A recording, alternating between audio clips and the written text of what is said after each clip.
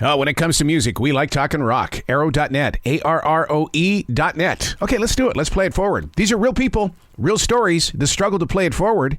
Episode number 509 is with Larry Bone from Chokesetter. What is a long day to somebody who uses their imagination like you do? Because, I mean, is that the escape, the music?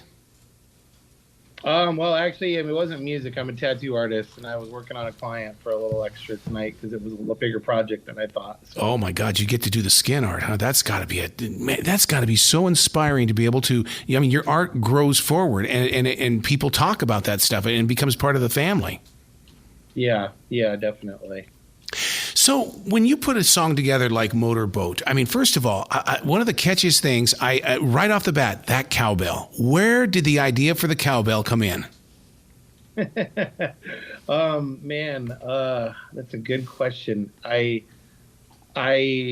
always just thought it would be fun to use a cowbell. I've never used a cowbell in a song before, and I was just like, how can we get people to just pay attention to this song, because it's just like Motorboater, for as being as simple as it is with just the riffs aren't like anything like rocket science, but I was like, it's got a catch to it, so how can we get some attention? I was like, it goes even back to the old Saturday Night Live deal. It's like, you gotta have more combo.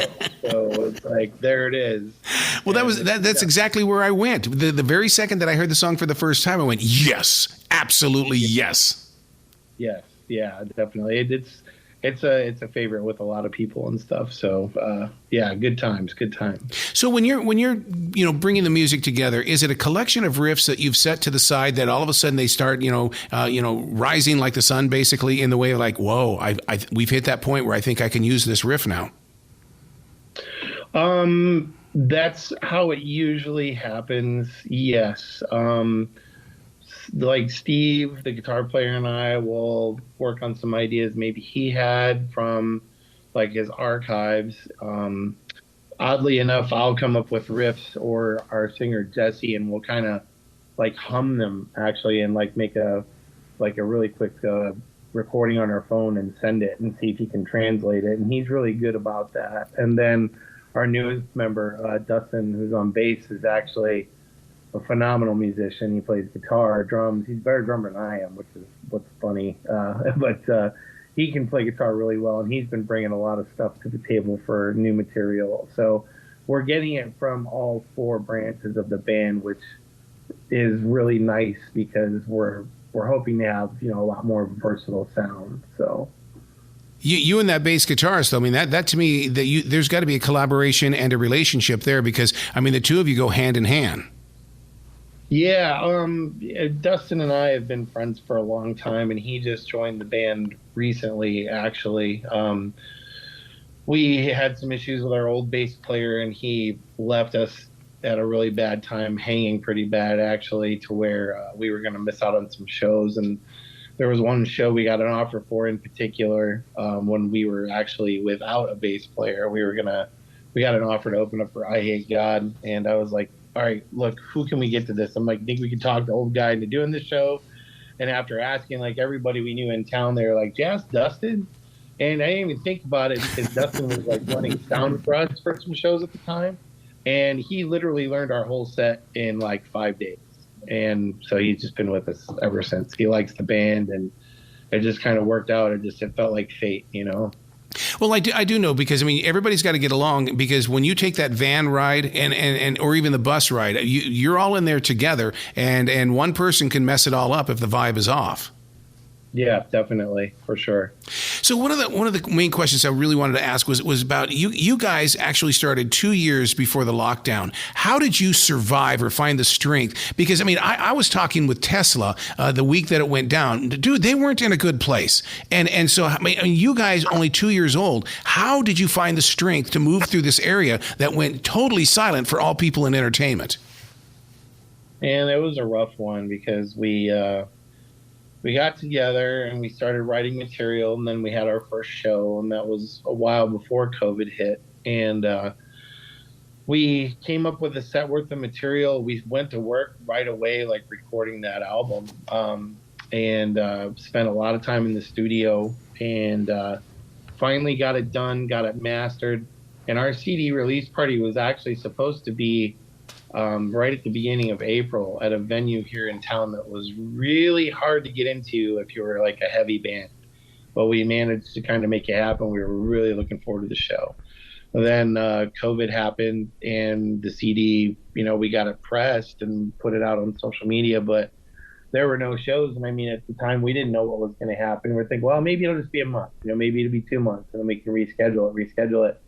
We didn't play another show for like another year and a half after that, and couldn't practice together for months because we were, terrified of, infecting one another, even though we were locked down in our own houses forever. But I think just like what kept it going was that, we had each other, like we were just kind of trying to talk as friends and encourage one another. And then, when we finally did get together, we, made some laughs about it and stuff. There was a couple of us that were practicing with masks on, and I had a really difficult time because it's not fun being a drummer wearing a mask, and I have allergies. So I was already looked at like a leper through this whole pandemic thing anyway. Sneezed one time and somebody wanted to call the cops, so, yeah, it was just, it was tough for us as well. But, once we kind of hit our stride, we got our momentum back, and we could tell, we were just like, we're not gonna back down. We worked too hard for that record. We at least got to campaign it, and seems like it's paying off. With that being said, what's your overall hope for the future of the band and the single overall? Well, we are hoping that we get some more representation as far as like management, booking agent. We'd like to get on a label. We're prepared to tour for, as long as we need to. I mean, yeah, we want the big time, man. We want to tour and play in front of a bunch of people. It's not really about the money. I mean, it'd be nice to have fresh socks in the deli tray every night, but as long as we're not like going broke or something like that. But, for being some older guys, we're ready to do it. So we're kind of hoping we find a label and some management that believes in us and wants to take it to stride and see what we can do for them and what they can do for us. That's amazing. So what was the big inspiration behind your single, and what sort of conversations did you have leading up to it with you and your bandmates? Motorboater just was, I can only describe it as like just the right formula at the right time. There was no discussion about it. The music just kind of came together. The lead singer wrote the vocals. They were kind of rough at first, so we refined them as we got closer to getting into the studio. And I had helped him kind of collaborate the chorus because he had a good idea, but I was like, we need to add a little bit more. So it was like the lyrics just kind of came out of nowhere. And yeah, I won't say Motorboater is a total accident, but I can't say it was like pre-planned. It's not like we sit there, okay, we have to write a song about this. It was like Motorboater literally just came out how it was supposed to. In talking and getting the opportunity to be with many singer-songwriters, bands, and things like that, I always hear the stories of, well, the lead singer wrote the lyrics or the bass player wrote the lyrics and stuff like that. Relinquishing that control to go from 1 to 4 people, my God, that's got to be a powerful negotiation game. Yeah, I mean, you would think so, but we like the idea of having 4 people for input because that way, I don't know. I mean, there's some people that in certain songs will want to do too much, and then it takes 1 or 2 of us to be like, no, let's keep it simple. And then other times it'd be like, well, I like it simple, and like, but it needs a little bit more. So it's like we kind of find that perfect medium to where we don't want to do too much, but we don't want to do too little. So we go by mutual feeling to where we meet in the middle with a lot of issues in songwriting, and then we're like, okay, this feels right. You guys live by a mantra that really has become a part of my path. I wrote this down the very second that I found out about it, and I've got it sitting in front of me, in front of the studio all the time. And that is being in a band: passion, privilege, relationship. That says a lot just with those 3 words. definitely. I mean, we've all had the same dream since we were teenagers. You know, we started playing music and we want to be rock stars. You know, it's never died. I'm still passionate about it, you know, to this day, starting off when I was 17, 18 years old. Same with the other guys. You know, the passion's always going to be there.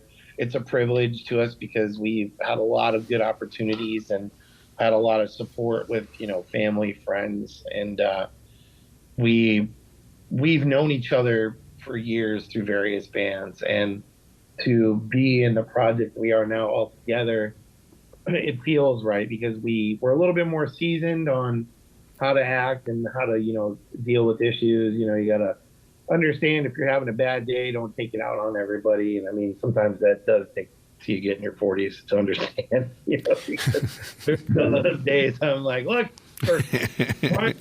I'm gonna smack you upside your head with an empty bottle, you know, you can't do that. So you're more just like polite about it. I'd like to smack you upside the head with an empty bottle. I'm going to sit here and just listen to what you have to say. We got to talk about those vocals only because I'm in the voiceover business. Protecting those vocals because you guys really rip into that sound. I mean, my God. And how is it that you can still have a conversation after you've had vocals like that? I mean, you go from, you know, like a great rock song to all of a sudden, you really force it. Jesse is really good about being able to project from the right place. I mean, he does have to be careful on overdoing it. So when we rehearse, we make sure that we don't push it past a certain time, you know, and we haven't done any sort of touring yet. So that's going to be another thing we're going to have to consider as far as conditioning goes, like seeing how many nights in a row before he needs a break, or, you know, certain exercises to keep him strong. I mean, he's one of those guys, he doesn't blow out his voice, but just like anybody that, you know, does it all the time, you definitely need a break. You need to take care of yourself. I can so relate with that, and the reason why is because when I was in the studio, and when they found out that I do radio commercials and stuff like that, of course, you know, the engineer's going, let me hear one of your commercials. And so I was doing this Charlotte Motor Speedway commercial, and then when it came time for recording, I couldn't do it. I couldn't use my voice at all, but I still had to pay that studio time, and that really upset me. Right. Yeah. Yeah, you can't get away with, you know, the clock, unfortunately, when it comes to studio time. So, full well, because we spent a little bit on that record for sure. So but I'm glad we did. We're proud of it and everything. All right, you got to tell me what Chokesetter is, because I mean, first of all, I think it's a great marketing name. It's one of those things that people are going to say, so where are you going to go tonight? I'm going to go see Chokesetter. You're going to what? And so I mean, that's the kind of thing where it really gets everybody's attention. It's funny because people hear that name and think of it as being like somewhat like aggressive, you know. Yeah. And it's like, it's even funnier. Our guitar player Steve, he does jujitsu on the side, so a lot of people think, oh, it probably came from him, blah blah blah. And I'm like, truth be told, a chokesetter is a lead lumberjack that actually sets logs with chains. And it's a career for lumberjacks as a choke setter. And we got that name from an old friend of mine when I lived in New Orleans. I was playing in a band with him, and we were actually doing some stoner rock and stuff, and we were trying to think of a name. It never came to fruition, of course, but he was like, we should call ourselves Chokesetter and dress up like lumberjacks. That's a good idea, but we live in New Orleans, and flannels would be really freaking hot all the time, you know. But the name always stuck with me. And then, like, when we got this project going and we were trying to think of band names, and I don't know if you've ever been in a band or talked to anybody that's been in a band, but one of the hardest things to do is come up with a name, especially with four alpha minds trying to agree on something that listen to different styles of music. So you're thinking of every majestic sounding name and blah, blah, blah. And we're all just like, no, that's stupid. That's stupid. That's stupid. Even ones I came up with. And finally, I was like, let me throw this out there. And everybody kind of bid on it. And that's how it happened. So See, that's the part of the music journey that so many of today's listeners don't get, because there's no inside sleeve to the album anymore. And so, and if you Google anybody, it's like you get the, the headlines punch, but you don't get the real in-depth story of what's going on. Yeah, no, that's very true. That's one thing you never know unless you ask one of the band members, or you get to hear their story through publications or something like this. So it's kind of nice, because it seems like you start listening to a new band and you want to make your own assumptions of what this means or where this came from, and then when you finally hear the story, you're like, oh yeah, that literally was not what I was picturing at all. It's like, how did you get this off the back of a Captain Crunch box? It's always good to hear the trivia side of the band, for sure. Is there a part of the country that you guys would like to travel to mainly because this is the kind of performer I am. I want to go there because I want to try the food, and then I'll go rock it out. I do a lot of traveling, tattooing, so there's been a lot of places I've been where the cuisine hasn't, I eat wherever I go, and I'm a foodie. I'm not a small person, so of course anywhere I go for work or a tattoo convention, I'm always like, oh man, I gotta find this place and this kind of food, see what it's famous for, blah blah blah. So as far as like touring for cuisine, I wouldn't say that. I mean, as far as like maybe crowds go, I definitely would like to hit California and Texas for sure. Yeah, because those people get it. They get the festivals, man, and they attend those festivals. Yes, they do. So are you going to approach MTV as a rock star from Chokesetter and say, look, man, I also do Inc. I think you should do a TV show on me. Just follow me around the country? No, to be honest with you, I would not want to be on TV. I've had a lot of friends on Ink Master and stuff, and I was happy for them when they joined and did it, and got them a lot of exposure. But I also know what comes with that is just constant criticism. I wouldn't want to be pigeonholed into doing one certain kind of thing my whole life, and then there's always just going to be those critics that think they know something, and it's like, it's one thing if someone critiques your music because they don't like your band. It's like, oh, okay, no big deal. It's like somebody else will listen to it, somebody else will get it. But my artwork, it's a little different because it's very personal to me, and I've been doing it my whole life. So the last thing I need is months and months and years of somebody going, well, you could have done that tattoo better. I don't know why you didn't do this. And I'm like, I'm sorry, who are you? So I'll avoid the TV thing as much as possible. So as that tattoo artist, is the tramp stamp finally over? I have not done one in a long time, but I really do miss them, because the ones that people are getting now, they're just not, man, don't get me started. I'm just sitting there just going like, what the heck is going on here? So yeah, who knows? I can't even answer that. So where can listeners go to give you guys lots of love and support and stuff like that? Because it's time that people do start following you guys, and streaming is where they call it the new record store, and so that's what I want people to find. I want them to find you and then start following you. Well, we're on all streaming platforms, everything from Spotify to Pandora to YouTube to Bandcamp to Reverb Nation. Just about everything you can think of, we are on there. So you can just search for our name, Chokesetter, one word. I would love it if people looked us up on Facebook, gave us a like. Instagram following is always a plus as well. Our YouTube, we've got the video from Motorboater up there, so it'd be great if people went and checked it out. Social media, it's new for us because we're older guys and there's no record stores anymore. So it's like promote. And we're all just kind of trying to figure this out day by day, one day at a time. Well, you got to come back to this show anytime in the future there, Mr. Larry Bone, because the door is always going to be open for you. Please keep us in mind with, we're just trying to work our butts off like everybody else. That's for sure. But that's what rock is all about, man. Yes, I agree.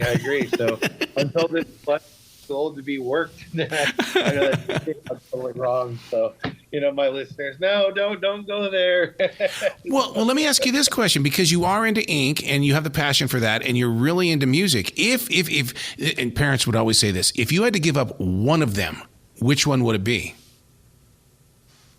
You couldn't do it. No, I couldn't. No.